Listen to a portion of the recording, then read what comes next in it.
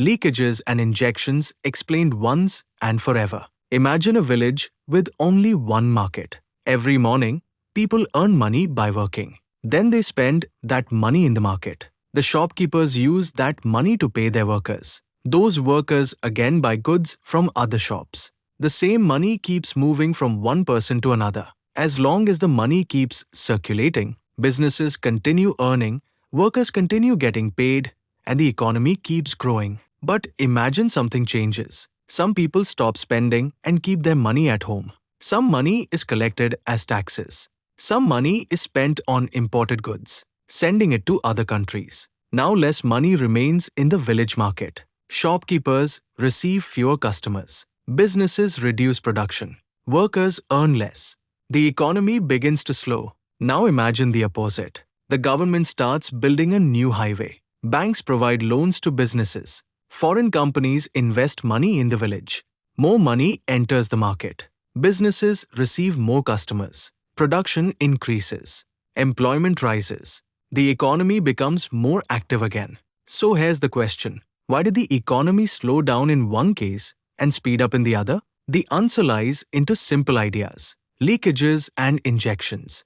By the end of this video, you'll understand these concepts so clearly that you'll never need to memorize them again. First, remember the circular flow of income. In the circular flow of income, money continuously moves between households and firms. Households provide labor and other factors of production. Firms pay wages, rent, interest, and profit. Households use that income to buy goods and services from firms. The money returns to businesses.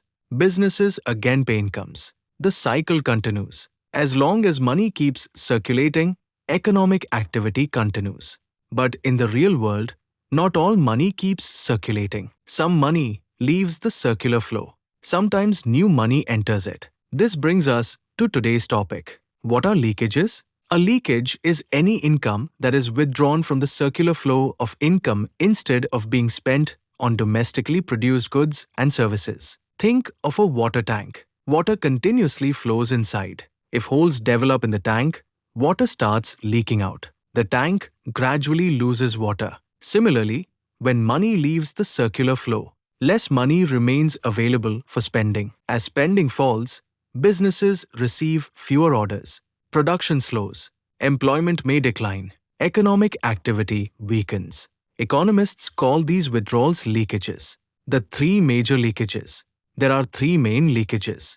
1. Savings. When households save part of their income instead of spending it immediately, that money temporarily leaves the circular flow. For example, Ravi earns 50,000 rupees. Instead of spending the entire amount, he deposits 10,000 rupees in a bank. That 10,000 rupees is a leakage because it is not currently creating demand for goods and services. Notice something important. Saving is not bad. It becomes productive only when banks lend those savings for investment. 2. Taxes. When people pay taxes, part of their income goes to the government instead of directly being spent on goods and services. If the government simply collects taxes without spending them immediately, consumer spending decreases. Taxes therefore reduce money circulating in the private economy. Hence, taxes are also leakage. 3. Imports. Suppose you buy a smartphone manufactured in another country. Your money leaves the domestic economy and goes to foreign producers. That spending does not directly generate income for domestic firms. Therefore, imports are also considered leakages. What are injections? Now let's look at the opposite. An injection is any addition of spending into the circular flow of income. Imagine repairing the holes in the water tank and adding fresh water through another pipe. Now the water level starts rising again. Similarly, injections add new spending to the economy. Higher spending increases demand. Businesses produce more. Employment rises. Income increases. Economic activity expands. The three major injections. 1. Investment. Suppose a company builds a new factory. It buys machinery. It hires workers. It purchases raw materials. This creates new demand and new income. Investment is therefore an injection. 2. Government spending. Suppose the government builds highways, schools, or hospitals. Construction companies receive contracts. Workers earn wages. Suppliers receive orders. The money enters the economy and keeps circulating. Government expenditure is therefore an injection. 3. Exports. Suppose an Indian company exports medicines to another country. Foreign buyers pay Indian firms. Money enters India's economy. Domestic production increases. Workers receive income. Exports therefore inject money into the circular flow.